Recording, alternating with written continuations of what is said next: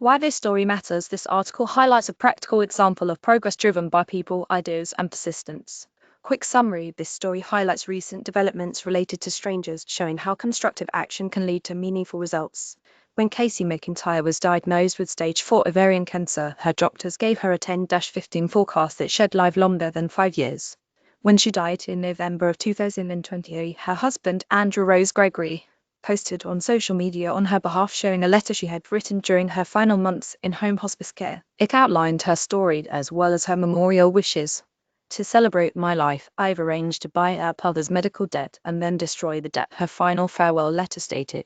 I'm so lucky to have access to the best medical care at Memorial Sloan Kettering Cancer Center, and am keenly aware that so many in our country don't have access to good care. Would you like to read more good news about strangers' wife raised died, debt and honor?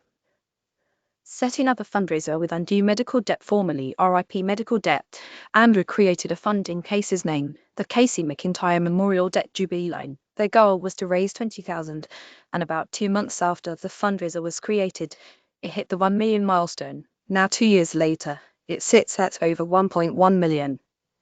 Casey's Debt Jubilee fundraiser is still live and ongoing on Undue Medical Debt's website.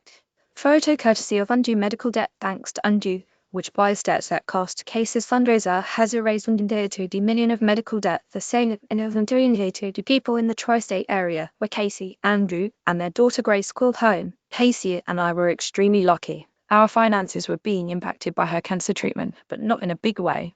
She had extraordinarily good health insurance, and we told good in an interview. But we had met with the cancer community at Memorial Sloan Kettering, people who are going into debt for their cancer treatment, people that are being bankrupted by their cancer treatment.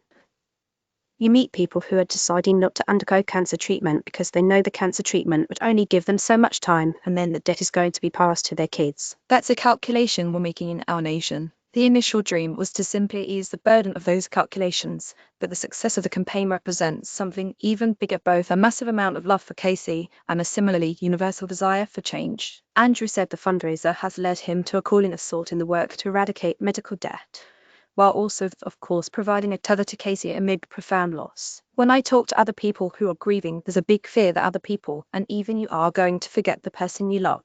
And you are. You're always forgetting the person you love, little parts about them, big parts about them, he said. But in some way, this reassures me that Casey is remembered in a bigger way. Their daughter Grace was just over 1 year old when Casey died. Although Andrew said she is too young to remember her, the story that came from this loss gives her something special to know about her mom.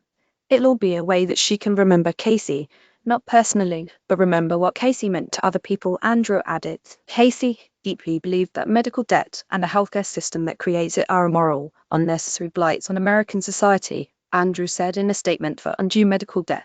May we live to see an America in which people are treated as patients rather than profit, an America in which healthcare debt no longer exists. Andrew told good that he has found that the meaning of this accomplishment is not just in the destruction of debt, but in the creation of a better life for others and attending of Casey's enduring legacy. It's odd to say, but the success of the campaign and the fact that so much medical debt has been forgiven in Casey's honor has brought me a lot of joy, and that joy is just in a separate place than the grief I feel about Casey. It's not like it's subtracting from the grief, Andrew said.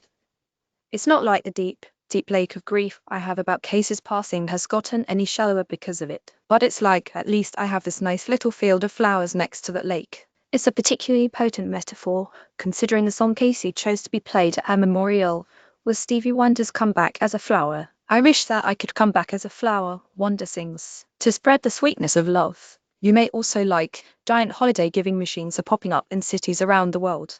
They've already generated 50 M in donations. A version of this article was originally published in the 2017-20 Relationships edition of the Good newspaper.